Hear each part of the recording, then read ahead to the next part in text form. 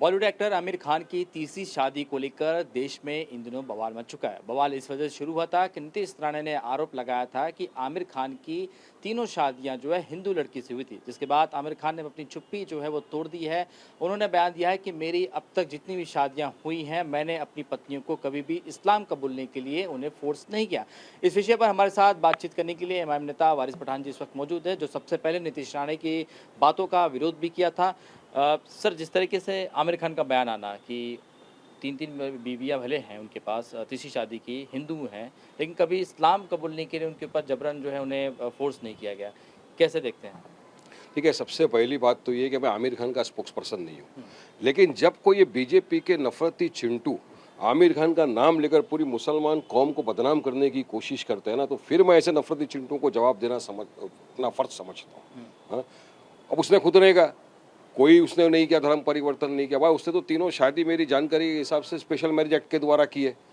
तो उसको टारगेट करके लव जिहाद का नाम देना क्यों भाई? जिहाद का मतलब आपको मालूम है क्या? कभी भी आप जोड़ देते हो लव जिहाद, लैंड जिहाद, वोट जिहाद, थूक जिहाद, बस मुसलमानों को बदनाम करने के लिए, मुसलमानों को टारगेट करने के लिए इस तरह के जब बीजेपी के नफरती चिंटू बकवास करता है तो उनको बोलना पड़ता है कि भाई उसने 3 किया तो तुमको क्यों जलन हो रही है? भाई तुम 4 कर लो। हाँ, उसमें ताकत है, पावर है, पैसा है, कर रहा है। और मैं तो सुन रहा हूँ कि काफी लोग जो उसकी शादी में नहीं जा सके बारिश की वजह से, जो भी वो बोल रहे हैं कि इंशाल्लाह नेक्स्ट टाइम चले जाएंगे। तब आप क्या करेंगे फिर? वो उसमें ताकत है, करेगा। तुम में ताकत है, तुम करो। उसकी शादी में तो सब गए थे ना, उसके खानदान वाले, रिश्तेदार, उद्योगपति, बड़े बड़े महाराष्ट्र के बड़े बड़े नेता, बिल्कुल चैंपियंस गए थे वहां पर। खुशी खुशी गए, बारिश में झाड़ गिरा तो भी पहुंच गए। तो उनको आपत्ति नहीं, उनको सब कुछ नहीं, तो आपको क्या तकलीफ है भाई? मेरा ये बोलना था उनको। नीतीश राणे का जो बयान आप देख रहे हैं, उसके बाद देवेंद्र फडणवीस से आमिर खान की करीबियाँ, ये क्या दर्शाता है? वो क्योंकि बहुत सारे प्रोजेक्ट पे सरकार उनके साथ सपोर्ट कर रही है उनको। मैं यही तो बोल रहा हूँ ना, आमिर खान तो सिर्फ नाम है, निशाना पूरा मुसलमान है। पूरे मुसलमानों को लोग दिखा रहे हैं। बताओ ना भाई, पूरे भारत देश के अंदर कितने आदमियों ने 4 शादी की है आज की तारीख में एक साथ? अरे एक को रखने के वांदे, इतनी महंगाई बढ़ गई है, बच्चे नहीं संभलते, बीवी नहीं संभलती है, और आप बात कर रहे हो कि मुसलमान 4-4 कर रहे हैं। भाई उसने क्लियर, और वो तो क्लोज है ना, मोदी के भी क्लोज है, फडणवीस के भी क्लोज है, सबके क्लोज है भाई। इसलिए मैं बोला, मैं उनका प्रवक्ता नहीं हूँ, उनका स्पोक्स पर्सन नहीं हूँ, लेकिन जब कोई मुसलमानों को टारगेट करता है और इस तरह नफरत फैलाने की राजनीति करता है ना, तो फिर वारिस पठान खामोश नहीं बैठेगा, बराबर मुंह तोड़ जवाब देगा। और मैं जवाब दे रहा हूँ बराबर उनको। लेकिन आमिर खान ने जो अपना स्टेटमेंट दिया, आपको लगता है कि मसला जो है, ये मामला थम जाएगा कि और बातें बढ़ेगी? ये तो मालूम नहीं भाई, आमिर खान को जाके पूछ लो, मैं क्या बोल सकता हूँ उस पर? मसला तुम्हें क्या नहीं, मैंने अपनी बात रखा है।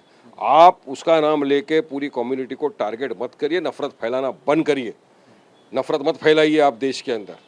एक आखिरी सवाल कि क्या असल मुद्दों से जनता का ध्यान भटकाने के लिए ये मुद्दा लाया गया है कि आप जो निंदा है वो हिंदू मुस्लिम करती रहे या शादी ब्याह में उलझी रहे, और असल मुद्दे उस पर लोग जो है उस पर क्वेश्चन न करें? ये बिल्कुल, देखिए, मेन मुद्दों से ध्यान भटका दिया ना लोगों ने। नीट का पेपर का लीक हो गया, उसके ऊपर सब खामोश हो गए। 11 बच्चों ने आत्महत्या कर ली उस पर, खामोश। टीईटी का जो पेपर था महाराष्ट्र का, वो लीक हो गया। 6 लाख स्टूडेंटों के साथ यहाँ आपने खिलवाड़ कर दिया। अब तक डेट नहीं दिया आपने कब होने वाला एग्जाम। मुंबई के अंदर बारिश के अंदर जो हालत हो गई, 11-12 लोगों की बेगुनाह बेकसूरों की जान चले गई बीएमसी की लापरवाही की वजह से।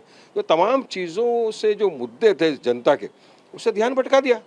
वो जो ऑपरेशन टाइगर चल रहा था, पैसा दे के खरीदी कर रहे थे एमएलए को, एमपी को, तमाम चीज़ें, मुद्दे जनता सवाल कर रही थी। ये राम मंदिर का चंदा घोटाला के ऊपर पूरी तरह से बीजेपी को घेर लिया गया था। अब वो 2 दिन से 3 दिन से मीडिया पर इसी के पीछे चल रहा है। तो ये ध्यान भटकाने वाली पॉलिटिक्स कर रहे हैं लोग।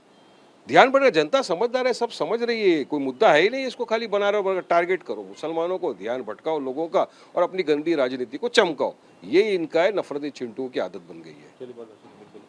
कैमरामैन साई के साथ शुभम पांडे, टीवी 9 भारतवर्ष, मुंबई।